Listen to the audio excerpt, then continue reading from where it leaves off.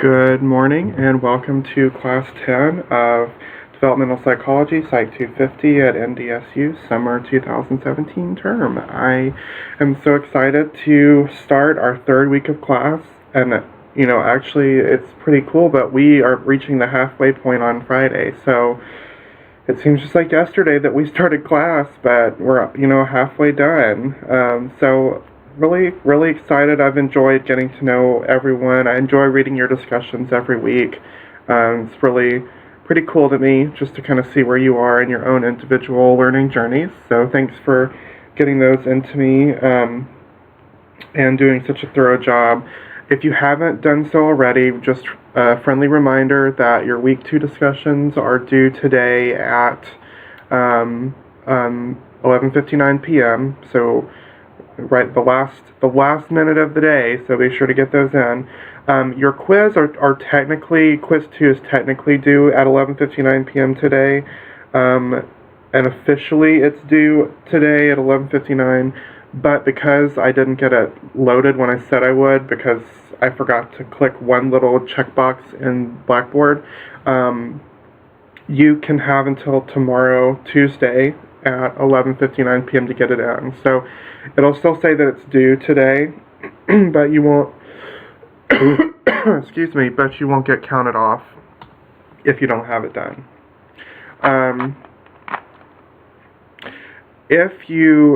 We on Friday watched Boys Don't Cry,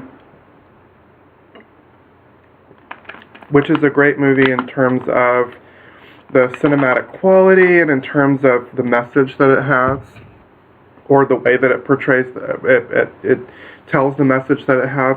But it's not so great a movie to watch in terms of the emotional and psychological effects. And I wanted to start class because we're talking about gender identity today, and I wanted to start class by just kind of processing what that movie, the themes of that movie with you. If you watched it at home, I'm sorry that you had to watch that by yourself, and it's very, very hard to watch. If you haven't watched it yet, I just wanted to put out there, and I should have done this, and I'm sorry, I should have been more upfront about this. But the film has some pretty hard things to watch. I mean, there's a rape scene in the movie. There's not a happy ending either. The main character does not survive the end of the film.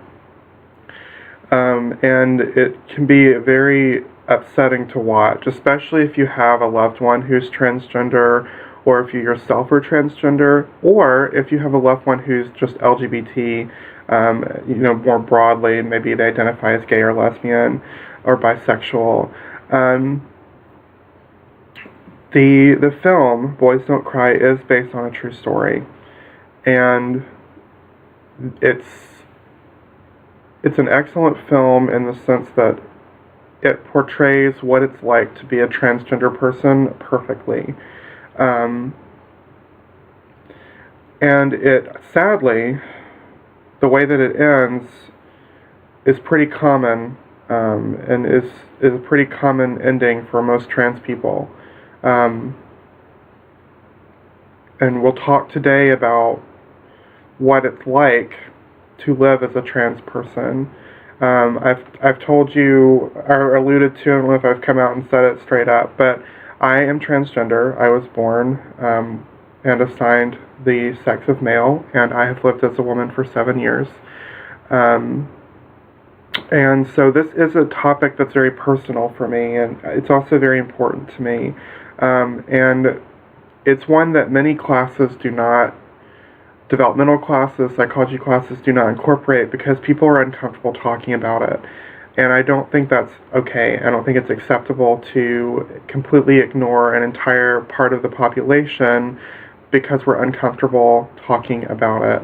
And so as a trans person sitting through getting a degree in psychology, I have a degree in psychology and English from Auburn University. We talked more about gender identity in my English class than we did in my psychology classes. So a lot of the information that I got about gender identity was coming from my English department, not the psychology department, which I think is wrong. I think that we as scientists have an obligation to dispel myths and inaccurate information that is perpetuated about very small groups of the population who don't end up having good outcomes as a result of those myths. So while this is a really personal topic for me, I'm not pushing an agenda today. I'm just presenting information that is in your book. It's also available on the internet through different psychological studies. I'm happy to share the actual studies with you if you want to read them. If most people don't want to read them, so but in the past, people have said I've tried to push an agenda through this lecture, and I just want to put it out there that I'm not. That this is, in fact, scientific information that most people don't want to talk about, and as a result, you don't get exposed to it. The fact that I'm transgender has nothing to do with the selection of the material or with the fact that we're talking about it. However, I am a human being, and this is a really hard topic for me to talk about, and it will get personal. I will say that I'll try not to make it personal, but the reality is that it is personal for me, and I'm not going to apologize for that, and I'm also not going to not be upfront with you about the fact that the lack of understanding and the lack of knowledge about trans people has made my life and the life of many people like me incredibly difficult, if not impossible, to live. And so that will probably come out today in class. And I'm not going to apologize for it, but I will be upfront about it so that you're aware. And I'll try to acknowledge it when I cease to be a scientist and a teacher and start to be a human being. So I just wanted to start with that. Now, I'm going to post discussion questions for Boys Don't Cry this afternoon. I'm still trying to process the film. I had not seen the whole film all the way through. I'd seen parts of it I had read a synopsis and I knew what it was about when I assigned it. But I had not actually watched the whole thing through until Friday. So I'm still myself processing that. So I'll be honest, like, it was hard for me to watch, and I went home Friday and I just didn't feel very good. Like, it's not a film that makes you happy. It should be a film, though, that makes you want to be a better person and to do your utmost to help the people in the world do better. So because it was hard for me, I can't imagine what it was like for other people who maybe aren't as aware of these issues. I went into this knowing a lot more than everyone else did. So if you need to talk about the film, please email me and we can set up a time to video chat or talk on the phone, because I don't want you to feel like you have to be alone in this process. The reason I had you watch this film, though, and the reason we'll watch the other films, is we often forget that people who are different than ourselves have different experiences, and that those experiences affect our development.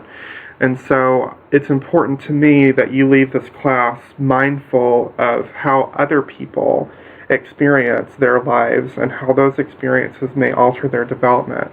Because most of you have looked at your quiz results or your survey responses. Most of you are going into some kind of human service. You're either going to teach, or you're going to be a nurse, or you're going to be a therapist or a social worker, and you will encounter people who are different.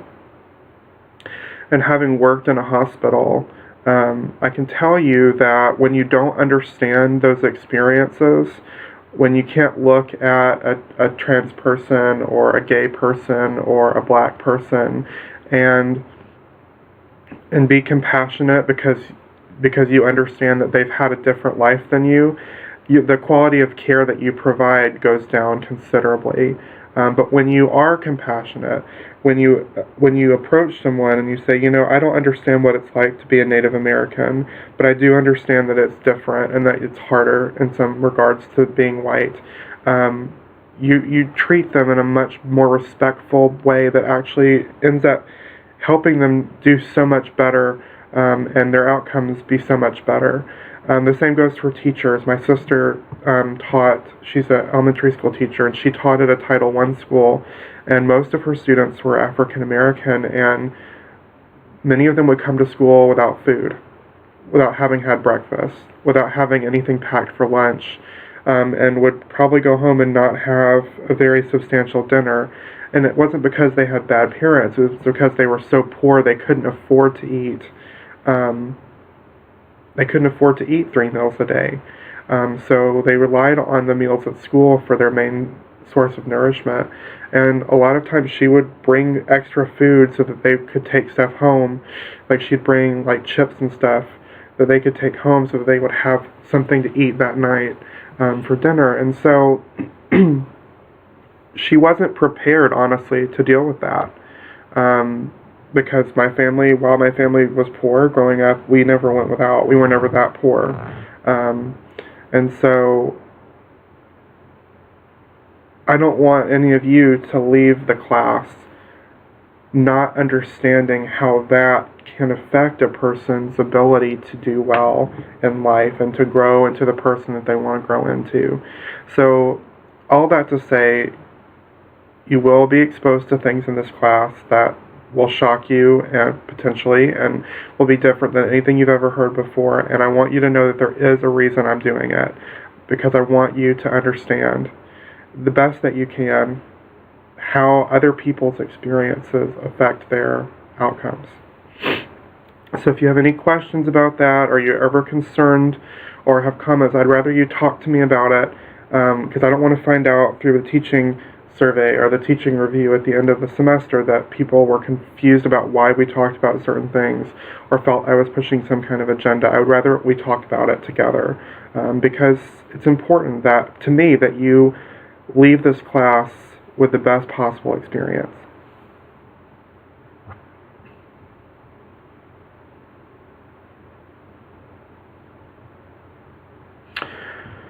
So today we're talking about gender development in early childhood.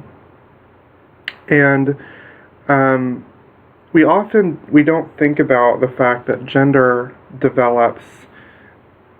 We think about, I think we kind of go off of the assumption that people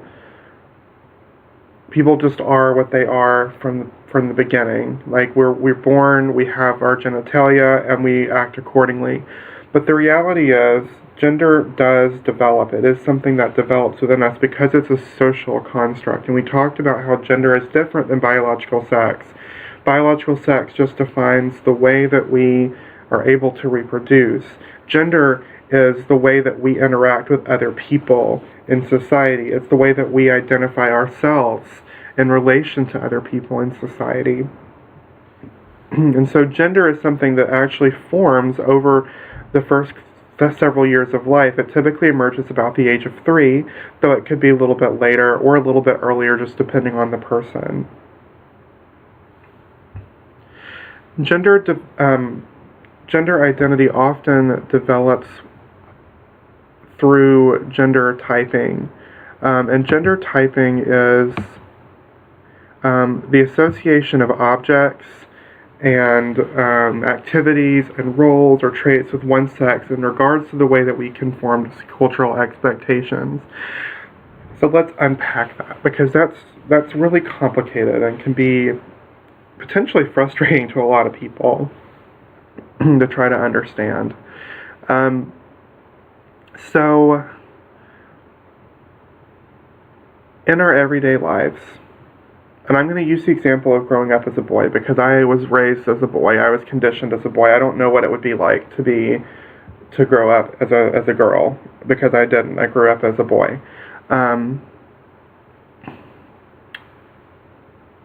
When I was little, I think the best example of this is I would walk around the house in my mom's high heels, pretending to be Mary Poppins, because I loved Mary Poppins, one of my all-time favorite movies. I also loved Mr. Rogers' Neighborhood almost equally, and would also dress up like Mr. Rogers. And this is really typical of children. Children tend to just do whatever. imitate the people that they admire, and it's through that imitation that they eventually discover what their gender identity is.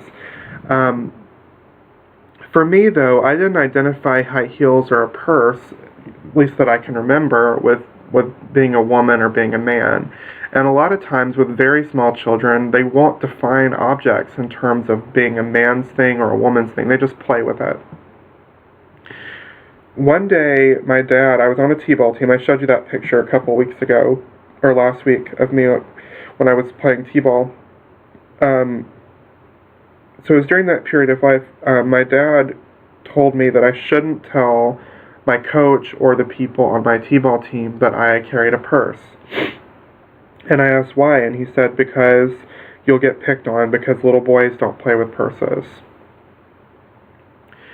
And in that moment, one, I realized that could potentially be victimized for being different, but also realized that we see different activities and different objects as being associated with men or women. And that is gender typing. And when children become aware that we define things in terms of what men should do and what women should do, that's when they become aware of their own gender, because they're forced to identify where they fall within that specific type of behavior or type of object that they enjoy using.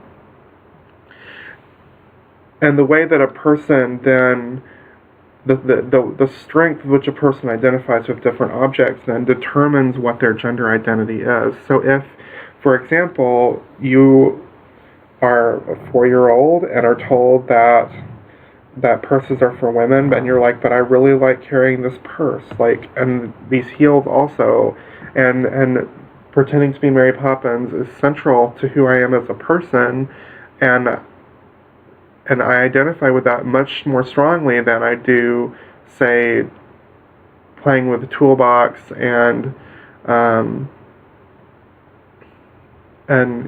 emulating male figures on TV, then perhaps, that would demonstrate that you are, in fact, identifying as a woman. Now, it could just be that you identify as a more feminine man. That's always a possibility. But at some point, children begin to identify themselves as either a man or a woman, or a boy or a girl. And for many people, that identification may not even be public. So for me, I identified in two different ways. I was, for all intents and purposes, a boy, and that was my public identity, because my dad made it pretty clear that if I pretended to be a girl, people would make fun of me. So, but on the inside, in my private play and my private conversations with myself, I was a girl. I have identified that way as long as I can remember, even when I was being a boy or pretending to be a boy on the outside. Over time, we start to, through gender typing, start to develop gender stereotyped beliefs and behaviors. As early as 18 months old, children begin to label things by gender, and so you'll start to hear 18 months, that's a little over a year. You'll start to hear children talk about that being a boy's thing or a girl's thing. But it's really not that, it's not incredibly consistent, and it may not always be accurate. And a lot of times it's determined by the ways in which parents, and we'll talk about this on the next slide, but the ways in which parents label things and the rigidity with which the parents do that. They're essentially these 18-month-olds, and this is as early as, so it could be later as well, are just imitating or repeating what they've heard. By preschool, preschoolers begin to identify certain toys, professions, and appearances with specific genders. And if you have a preschooler or you know a preschooler, you should ask them if boys can be teachers or nurses, or if girls can be doctors or engineers, or do this, can a girl drive a train? That the answer will be very telling as to how rigidly your child conforms to gender stereotype beliefs and behaviors. And it's interesting because I was talking to, in the class that I taught in the spring, we took a poll, and there were more male students who were going to be teachers and nurses than female students. And I asked them how they felt thinking about the fact that people associate their job with women, and they were like kind of insulted, like, you know, we work just as hard, we deserve to be able to do this job as well, and to do it well, because it's what we feel called to do. And it's like, well, yes, and that's the frustration, right, that all women feel when they're told they can't be doctors or engineers or train drivers, for example. That was eye-opening for a lot of people. By the age of 3, and between the ages, or around the ages of 3 to 6, children have very rigid beliefs about gender. In other words, it's very black and white. Girls cannot be police officers. Boys cannot be nurses. Boys cannot be secretaries. And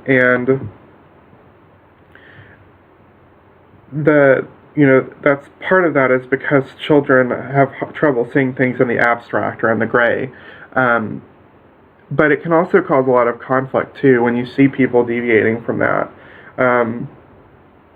And the way that parents react to deviations from those rigid beliefs really determines how children later develop in terms of their acceptance of gender identities that are not cisgender. Or by cisgender I mean those who identify with a gender associated with their biological sex. So most people, I would assume, watching this are probably cisgender. They're not transgender.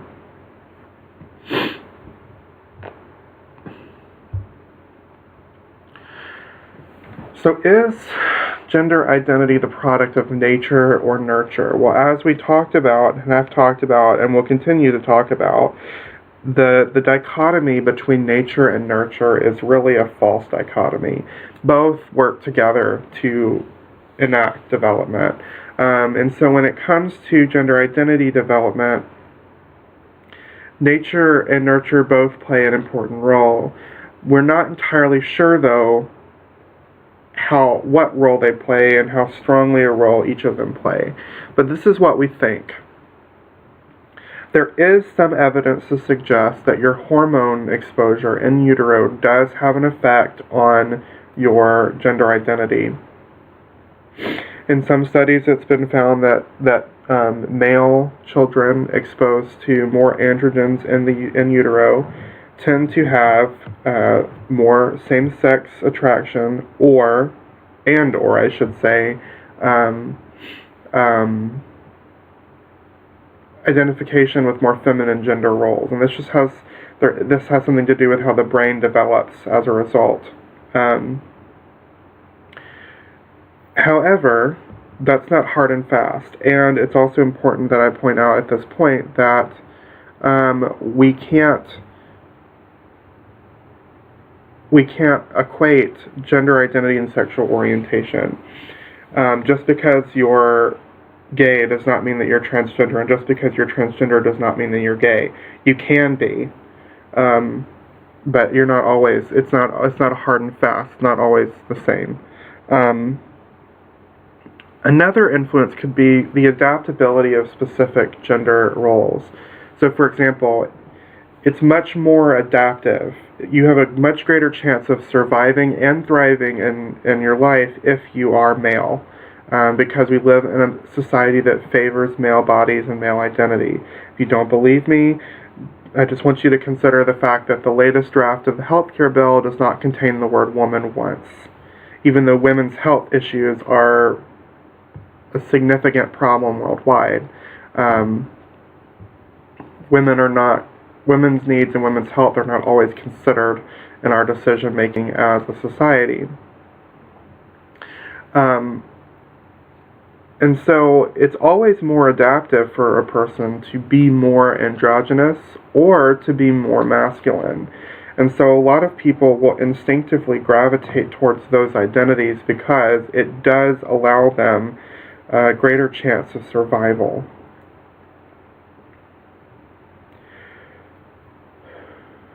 Additionally, most people will opt to, and when I say opt, I'm not saying that they're making a conscious decision. This is all at the subconscious level when the brain is making its connection with identities. Most people will tend towards cisgender identity because cisgender identity is more adaptive. That doesn't mean that it's better. It doesn't mean that it's more important or that it's greater, but it is more adaptive to be cisgender because you're more likely to survive and you're more likely to be able to reproduce because there aren't as many restrictions placed upon your ability to reproduce. So I'm not saying that adaptability is necessarily a value judgment, it's just a reality based on the nature of the world. If it was socially acceptable to be transgender, then this adaptability would not be as big of an influence biologically speaking. Now there are many different types of environmental influences, and I'm going to go through each of them. The first are parents. Parents tend to give their children quote-unquote gender-appropriate toys. So toys which conform to a very binary view of gender, man, woman, associated with male, female. They also tend to reinforce independence in boys and independence in girls. And you think about the way that you were raised, almost everybody, in fact, there are only two men in this class. So you're far outnumbered. I feel for you, because when I was growing up, I was raised as a boy, and I had 6 sisters, so I completely identify. But we love you, and you're welcome in this place. But think about the way that you were raised.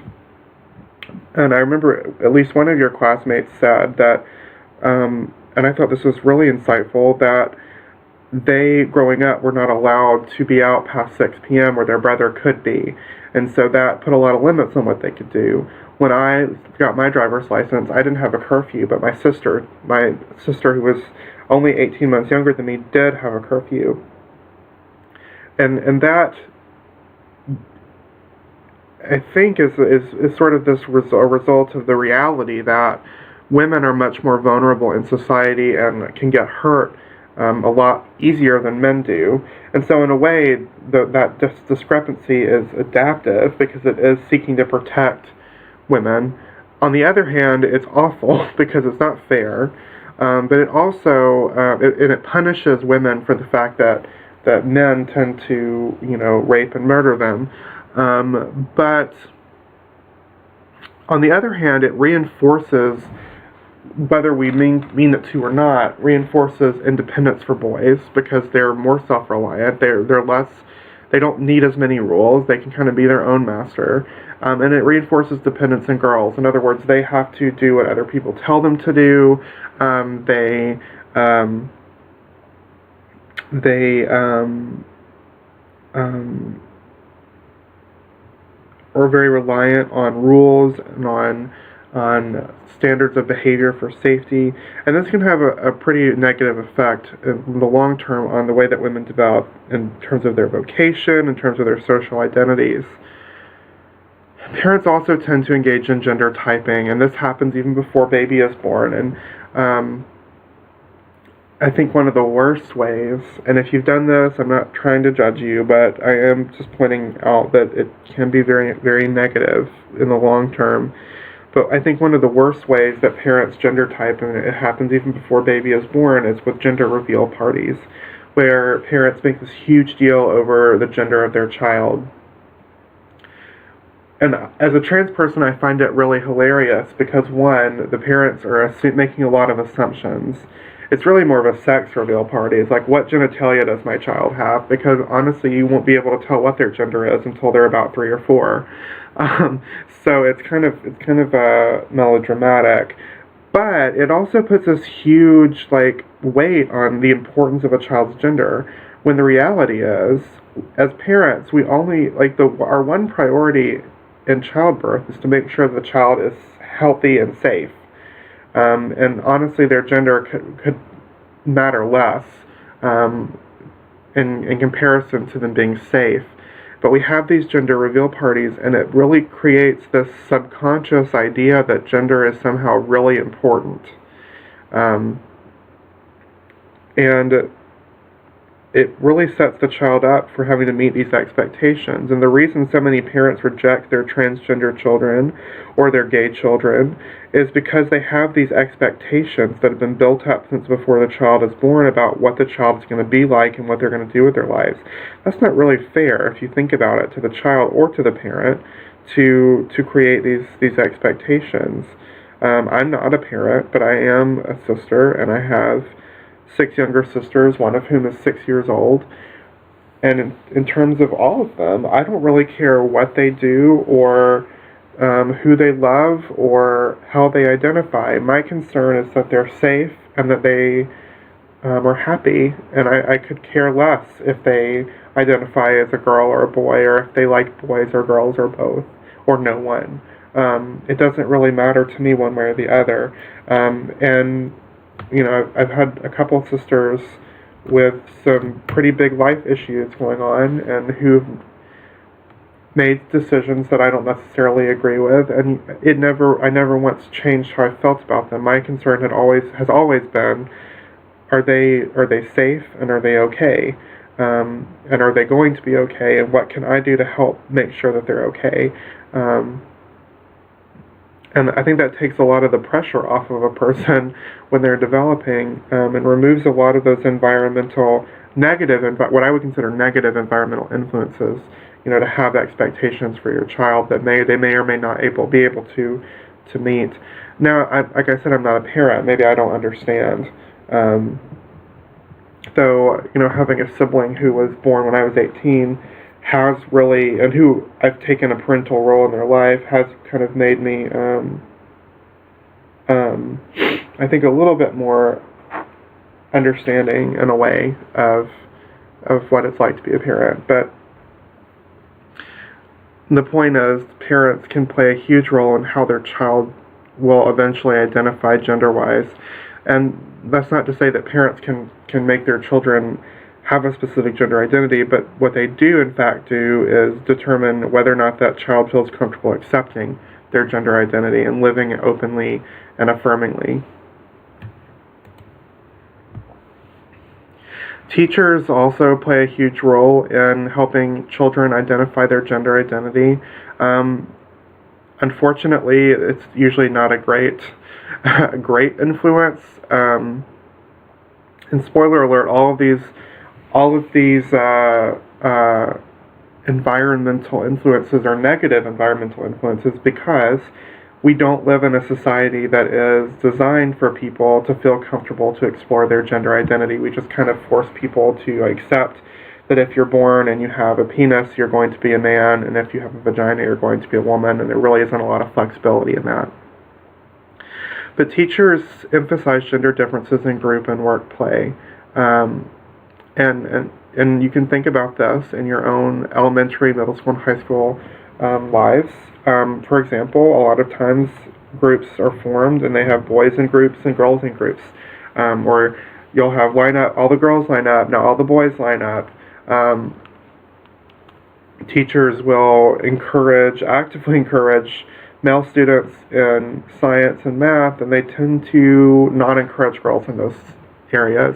They tend to encourage boys in more masculine, quote-unquote, professions, and girls in more feminine professions. And they do treat boys and girls differently. This is a fact that unfortunately has been demonstrated over and over again by research. Teachers tend to favor their male students over their female students, and it's really unfortunate, and it has negative outcomes. And we'll talk about this later. We talk about vocation, and we talk about education and adulthood. And then friends or peers, so same age playmates and people of the same age, also play a huge role. They tend to reinforce gender typing by praising gendered behaviors and ostracizing cross-gender behaviors. The best example I can think of is telling a boy that he's gay because he likes feminine things. Not necessarily true. There are plenty of very masculine men who like very feminine things, or very straight men who like very feminine things. And there's the opposite. I know plenty of gay men who are very masculine and who like very traditionally man things, and not all gay men are very feminine. Not all lesbians are butch or are very masculine. There are plenty of lesbians who are very soft and feminine in the way that we would think of women being. Typically, not. I mean that in and of itself is a gender stereotype, but but we see friends doing this. They make fun of their peers who deviate from gender expectations. We also start to see in-group favoritism developing during this stage. So boys tend to hang out with boys, girls tend to hang out with girls, and anyone who deviates from that tends to be ostracized by the group that they quote-unquote should belong to. And this creates an us versus them mentality, which unfortunately carries on into adulthood, where we have men treating women differently and treating them as like lesser human beings, because we've split ourselves out by gender. And it's, if you look back, that's something that's reinforced by teachers and by parents that we later see children imitating, and the outcome, unfortunately, is that we have a very gendered society where we've created a hierarchy where men are somehow better than women and have more advantages in life than women do. And I say this with some authority because I grew up as a white man in Alabama, and when I came out as a trans woman, suddenly my life was very different, and the abilities that I had and the doors that were open to me formerly were gone. I mean, in an instant, it wasn't like I did anything other than just be honest. I wasn't even dressing as a woman. I just said, I feel like I'm a woman. I've identified this way since I was 3.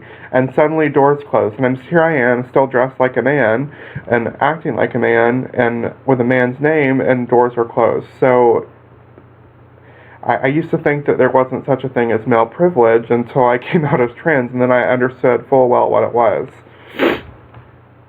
And that's definitely something we could talk about more if you're interested in talking about it.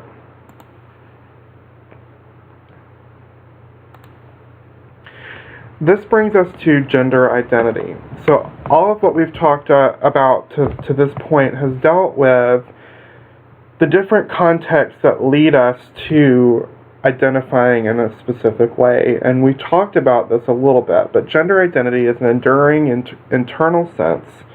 So within us, for enduring meaning for a lifetime, or for a long period of time, internal being within us, of associating with specific sets of gender roles, behaviors, and expectations. In other words, it is our own internal classification of ourselves by gender, or typing of ourselves by gender.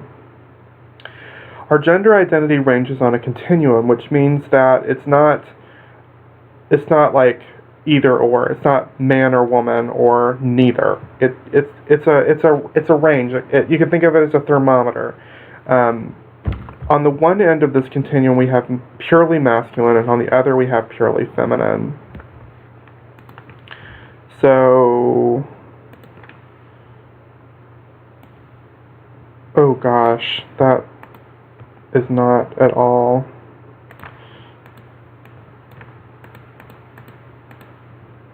Oh, this is going to be hard.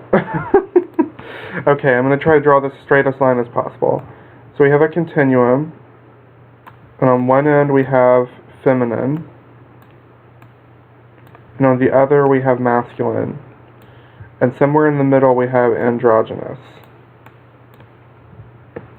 And so everybody falls in some way along this continuum. And so if I were to classify myself, I would probably say I'm about right here. You know, somewhere between androgynous and feminine. Because while I identify as a woman and while I live as a woman, I tend to be a little bit more masculine in a lot of the things that I do. So it makes me a little bit closer to androgynous than it does purely feminine. And the reality is that nobody is purely feminine and nobody is purely masculine. You may think that you are, but actually the majority of the population falls somewhere in here. We're all fairly androgynous. Now, if we were saying about 100 years ago, we probably would see people being more, we probably would see like the majority of the population being here or here, because gender roles were much more rigid back 100 years ago. But now, in today's society, we're much more flexible, and so people tend to be more androgynous. We have women doing traditionally masculine things and men doing traditionally feminine things.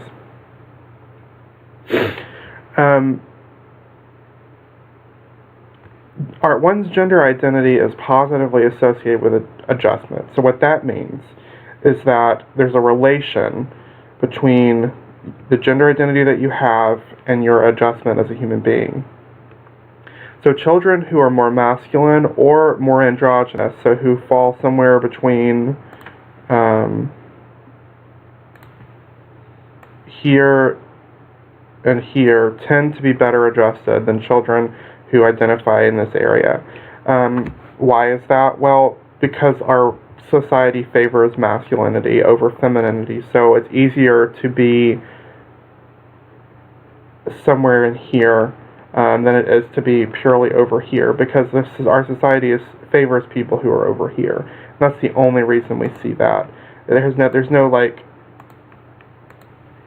intrinsic reason that being masculine makes you more adjusted than what does this do? Sorry, I have to experiment with something real quick. Well, that's lame. I thought it was going to be cool. It says laser pointer, but it doesn't do anything. I thought it was going to like zap a laser or something. I thought it was going to be like a stormtrooper, like pew pew. But I guess that's not what it does. It just makes this little thing. It's kind of sad. Anyway. So when does gender identity emerge? Well, good question.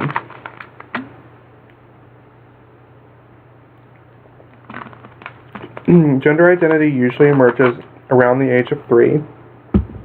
Can be a little bit earlier, can be a little bit later. I would say it's pretty safe to bet that a person will have identified their gender by the age of 6. Now, that being said, whether or not people are conscious of this or aware of this remains to be seen.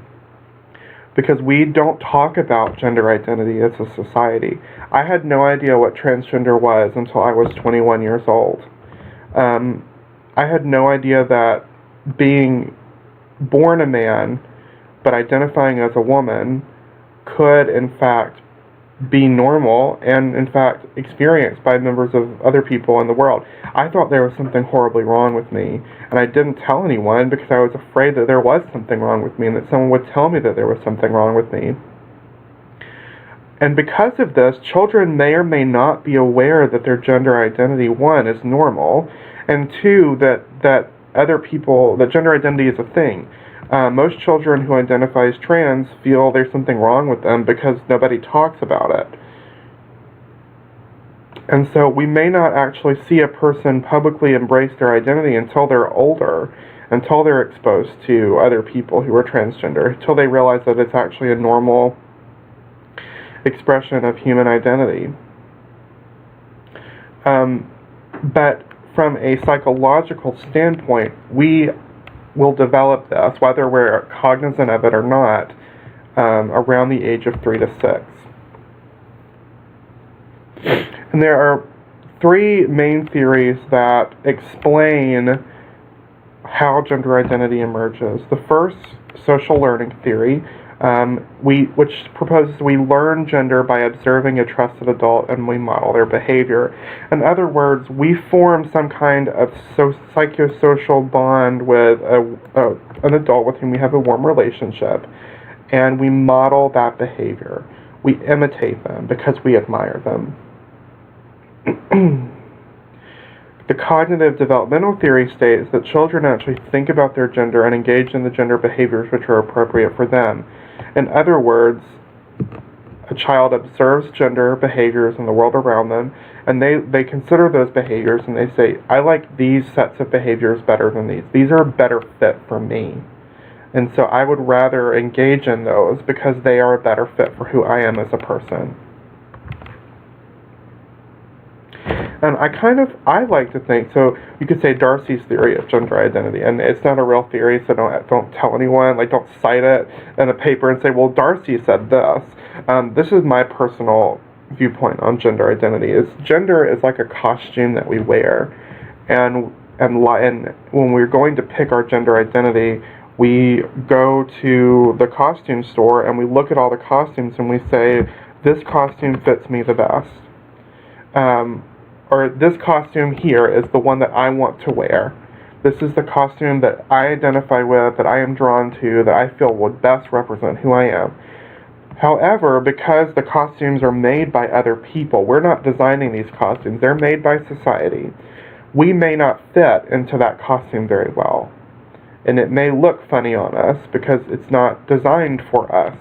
But that doesn't mean that we're not allowed to wear it. It doesn't mean that it's not legitimate for us to wear it. It just means that the person who made it had a very narrow interpretation of what that's supposed to look like. And this goes along really well with the gender schema theory, which is the theory that I personally think it best describes gender identity. And this is an information processing theory. And it proposes that children categorize gender and gender behaviors into schemes which interact with their cognitions and cultural expectations to produce a gender identity. In other words, children spend the first few years of life observing gendered behaviors, and they start to categorize those behaviors.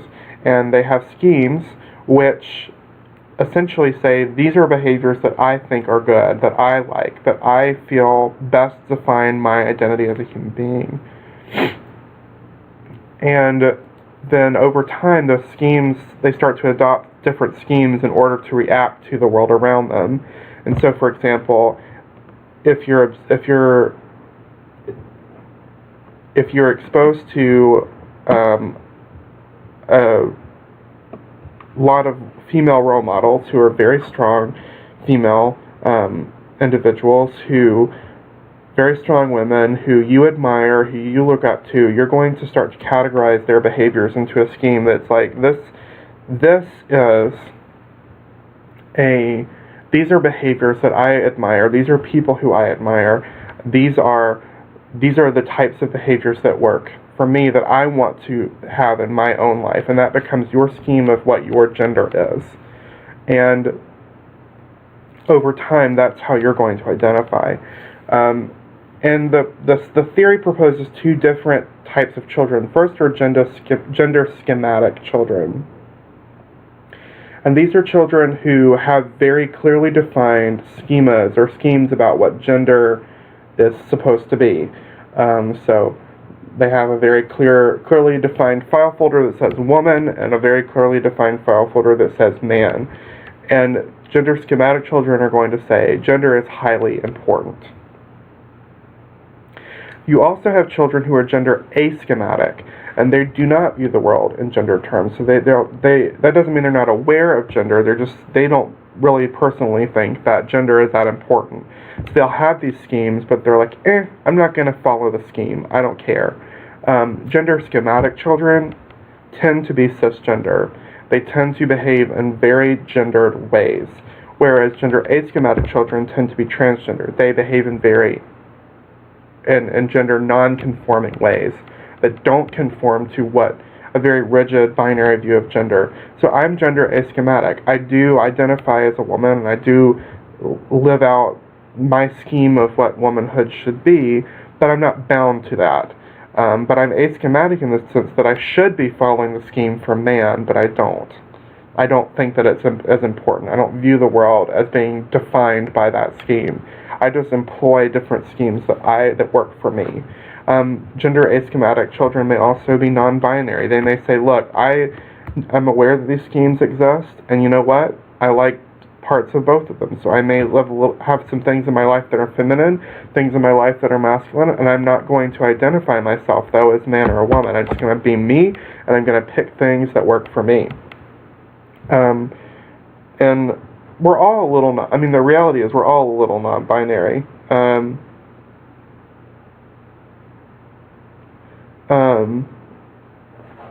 But, yes. So, we're all a little non-binary, but we don't all necessarily identify that way. But you do have to think about your own life and whether or not you yourself do, in fact, fit perfectly a definition of what a man or a woman is, or do you actually borrow different things from different file folders, so to speak. So now that we've talked about how gender identity developed and how we start to identify as certain genders, we have to start looking forward to the future. Because what's the point of having this information if we don't use it to understand how the world is? So, when it comes to transgender identity, to people who reject this idea that we have to identify with the gender associated with our sex assigned at birth, we open ourselves up to the reality that we live in a society that does not favor transgender bodies or transgender lives. And we have to think about how that lack of acceptance can affect a person's development. Because it does, unfortunately, affect a person's development in really violent and uncomfortable ways.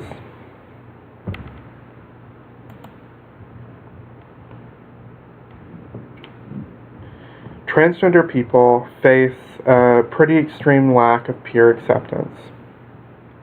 80% feel unsafe at school. And that is a fairly accurate feeling, because 8 in 10 have been verbally harassed and 4 in 10 have been physically assaulted at school. And the reality is that this lack of acceptance is perpetuated by our government and by our society. This slide is obviously a little outdated. It's not as of Wednesday, it's as of January or February when this lecture was last given, but the Obama administration had said that transgender people were protected under Title VII and Title IX of this U.S. civil rights law. The Trump administration has determined that we're not. And so transgender students are not guaranteed access to bathrooms which affirm their identities. And this can be really problematic, and the argument that's often used to support the denial of trans people using the bathroom that affirms their identity is that it puts women and children in harm's way. The reality is that trans people are much more likely to get harmed in the bathroom. 50% of trans people are physically assaulted or raped in public restrooms. Meaning that, for me, there's a 50-50 chance every time I have to use the bathroom that something bad will happen to me. By comparison, women and children are much less likely to be hurt in a bathroom and are currently protected by laws which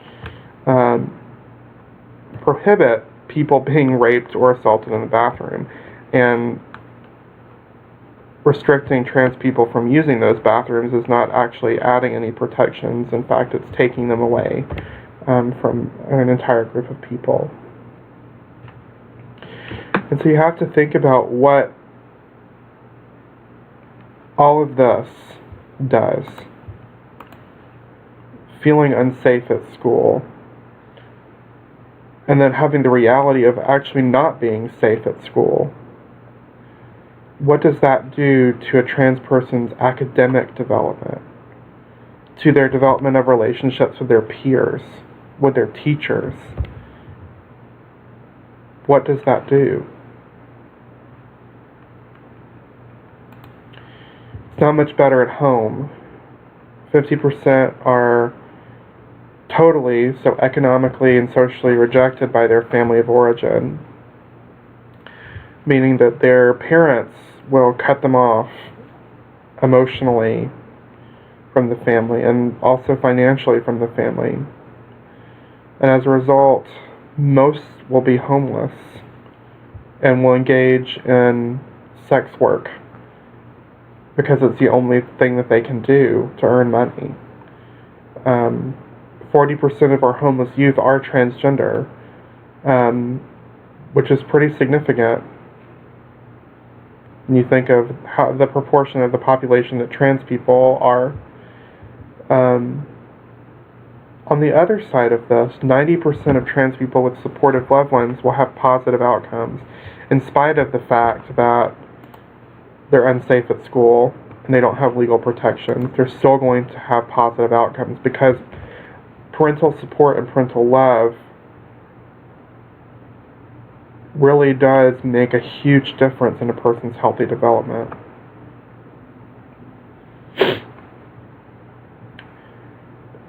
Transgender identity is a health concern.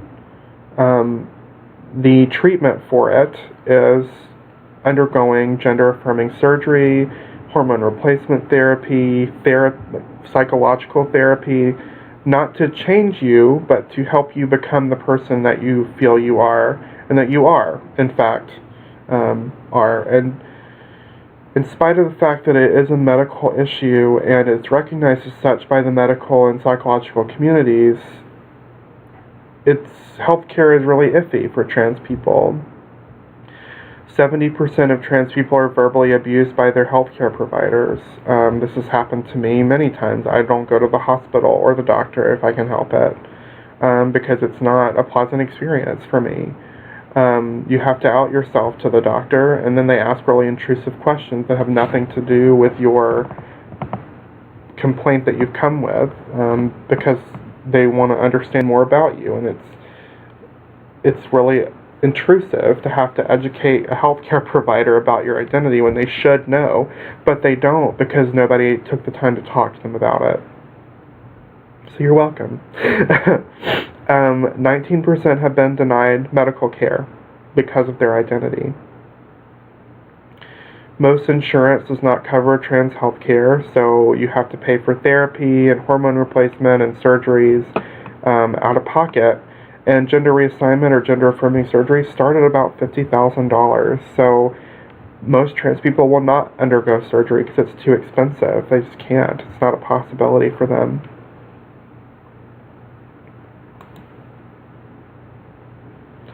So we've talked about risk factors, but what about outcomes? How are trans people most likely going to end up? Well, we saw the movie, Boys Don't Cry, some of us did. That's definitely a possibility. Here are some other possibilities. Most transgender people will not finish high school, and even fewer will finish college. I don't have this up here, but trans people miss 5 times as much school as their cisgender peers because of the fact that they feel unsafe and they're being harassed and bullied. 60% are bullied. That's another stat that's not up there. And so many of them will drop out. Nearly half drop out because they can't deal with being bullied at school and not feeling accepted at school, the anxiety that comes with all of that. It's just not possible to finish school. If they do finish high school and make it to college, they usually don't do well in college either because of all the pressures and the stressors. And for a lot of them, it's the first time they've been free to actually explore their identities and to live the life that they want to live and to live as the gender that they identify with. And that in and of itself is hard. And so if they're not being picked on when they get here, they're going to get picked on, and it just makes it so much worse for them. it's almost, to be honest, a miracle that I graduated from college and that I'm in a PhD program. I mean, I honestly am exceeding a lot of expectations and breaking a lot of statistics, because most trans people do not end up where I am right now. Over half lose their jobs because of their gender identity, and over half will have to present as their birth gender to keep their job. I have a friend who identifies as a woman, lives as a woman, but at work is a man because they otherwise would not have a job. And that's not fair, and it's not right either. Only 1% will successfully transition at work. This is the only part of my life where I am in the 1%, because I successfully transitioned at work, and it was not a big deal, and nobody had a problem with it. I did, well, it's not entirely true. I lost the job that I had at the time, but I only lost it because I told the supervisor that I was going to transition, and they weren't supportive, so I quit. But I had another job within like 12 hours because somebody else was trying to steal me to come work at their business, so it worked out for me. So that's how I get to be in the 1%. Yay, I'm in the 1%. I love it. I'll have to remember that. That'll be what gets me through the long days, is that I am in one aspect of my life in the 1%. In terms of health, the outlook isn't any better. 19% of the trans population has HIV, largely because we have to engage a lot of times in sex work to survive. That increases your risk for HIV. Another reason, 73% are unaware of their HIV status because of lack of healthcare access. The best way to prevent STIs and HIV is to go to the doctor. But if you can't go to the doctor because you have a 70% chance of being verbally abused and a 19% chance of being denied care, like, you're not going to be able to find out if you have an STD or not. 77% suffer from stress-induced mental illness, including depression and anxiety. So, a lot of people will say, well, because trans people are mentally ill, that is proof that they're crazy. There's something wrong with them. The reality is that all minority groups have higher rates of mental illness, and it's because of minority stress. It's all stress-induced. When you live a life that isn't affirmed, and you live a life where you're not safe, and where you're rejected by your loved ones, you're going to be anxious and depressed a lot. And that's pretty normal, actually, and if you weren't, then it would be very disconcerting and concerning. And actually, when I worked as a therapist, I would tell patients this, and they would just look at me like I was crazy when they're like, "What's wrong with me? I'm so depressed. I'm so anxious. All these horrible things have happened to me. What's wrong with me? Why am I depressed?" And I'm like, "Honey, you are absolutely normal. If you weren't depressed, I would be concerned about you," because normal people react to severe trauma by being depressed and anxious. Our brain cannot wrap itself around that. It's normal to react in those ways. Unfortunately, though, when depression and anxiety go untreated, you're at increased risk for suicide, and unfortunately, 65%, and this is up from the 40% that we typically think of, 65% will make a suicide attempt in their lifetime.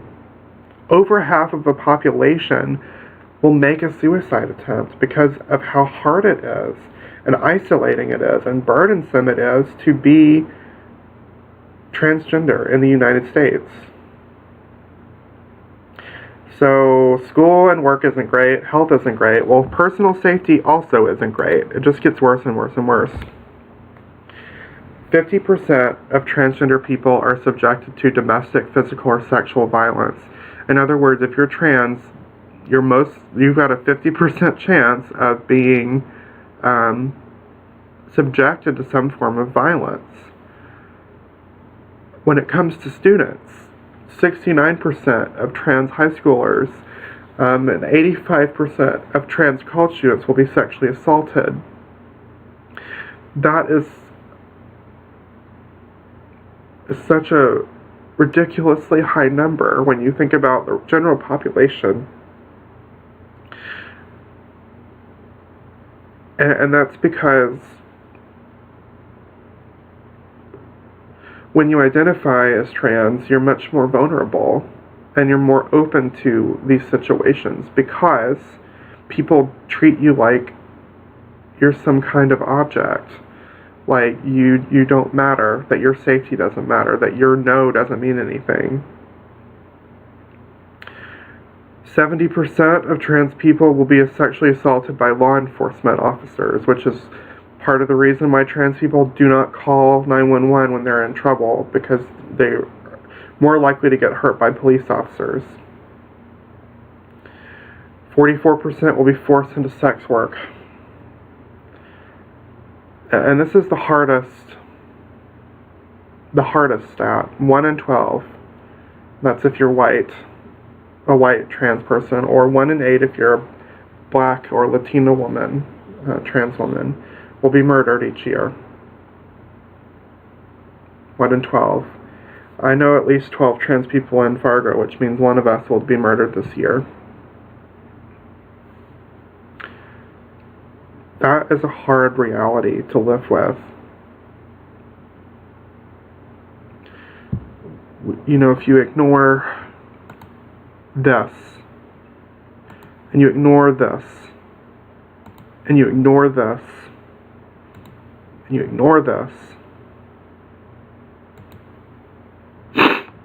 when you ignore all of that, and you just consider this,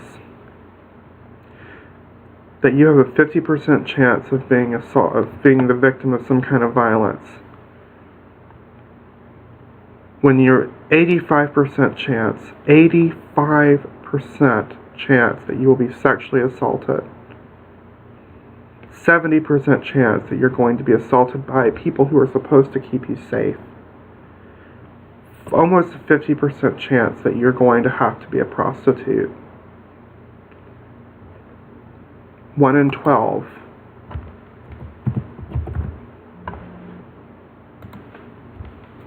One in 12 chance that you will be murdered.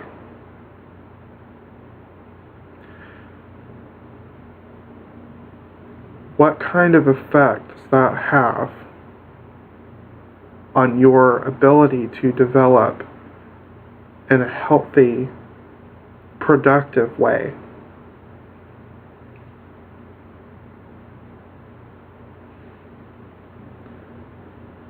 How is it possible for you to have a life that is good if you live with the shadow of death over you at all times?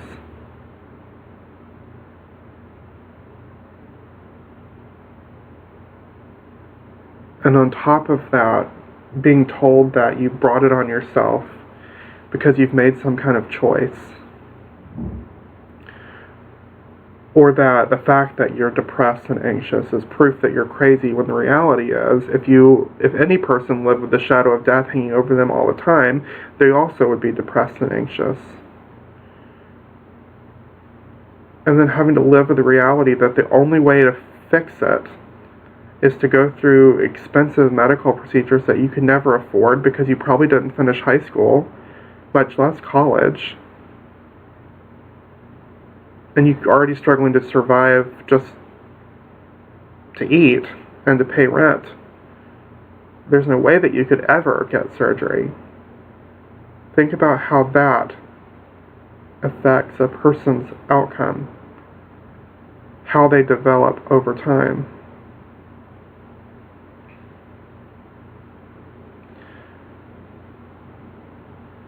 If I were to take a poll, I doubt that many of you would raise your hand if you had ever met a trans person before. And I bet even fewer of you would raise your hand if you'd ever had a transgender professor before, or one that came out to you. For many of you, this may be the first time that you've ever had to think about this, or consider this, or maybe you've even heard this information.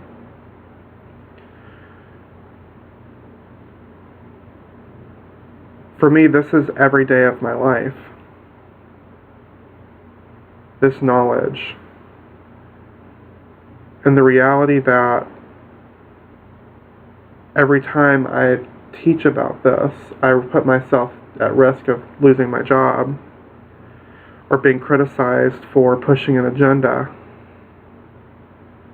because my identity and my concerns as a human being are a political issue, not a personal issue. Because it's easy to silence a person and to silence their concerns and to stop any form of education by making it a political issue instead of a personal issue. This has been my life, and not just the threat of violence, but the experience of violence.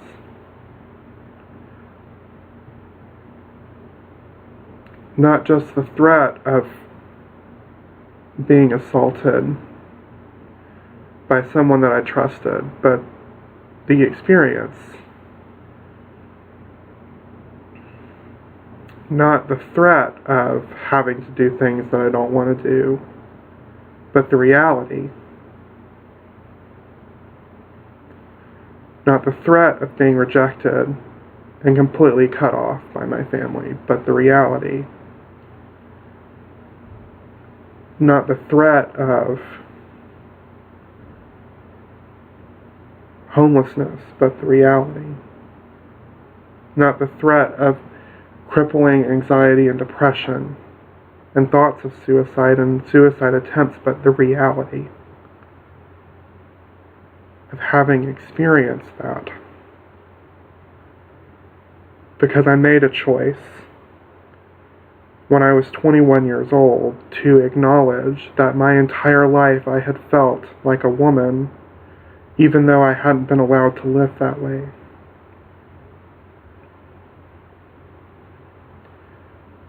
Not a choice to live that way, not a choice to feel that way, a choice to be honest about it.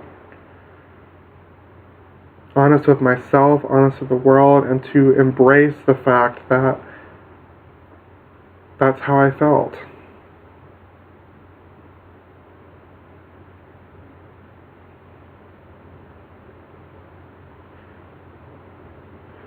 And it's not right, and it's not fair that any person should lose everything and live a life of fear and be subjected to violence and oppression because they embrace who they are.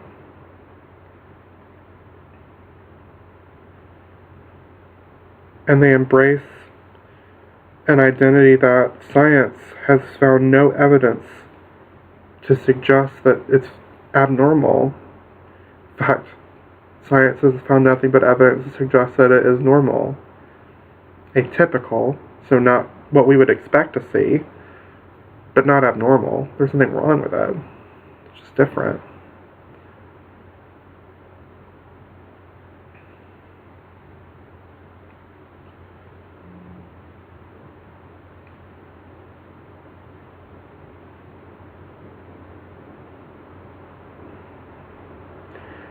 This is a really personal topic for me.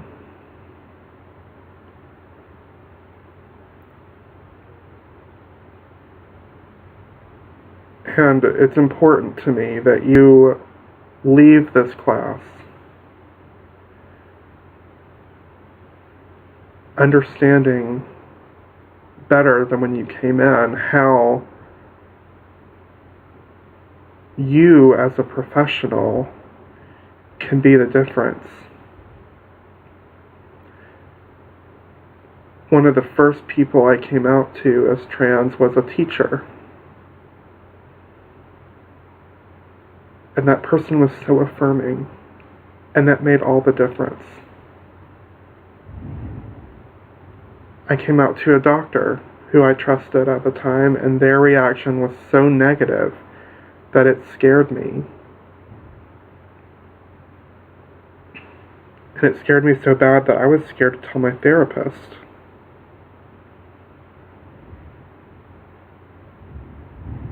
I was scared to tell my employer at the psychology clinic where I worked. Her reaction was one of compassion, as was my therapist's. And that made all the difference. As a therapist, as a teacher, I've had students come out to me. Now, granted, I'm transgender, and so they probably knew what to expect, but I was able to help them find peace and find acceptance for their identity. And I can tell you from my perspective that that was a huge blessing, to be able to help someone and to be able to know what to tell them.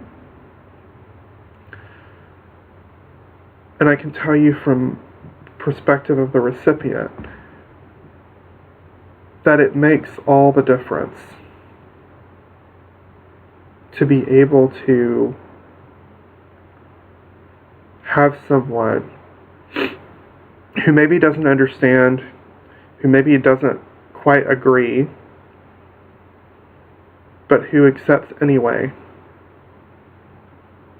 and who is compassionate, and who wants to help you become a better version of you. You will be that person that they come to, and you'll have the chance to be either a positive factor in their life or to be a risk factor.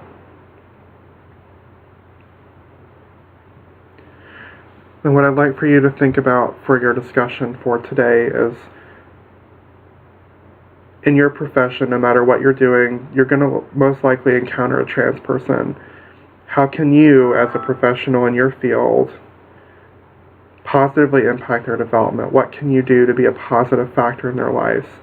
Think about the question, respond in 2 to 3 sentences on the discussion board for week 3, subject class 10. I'll give you a second to write this down.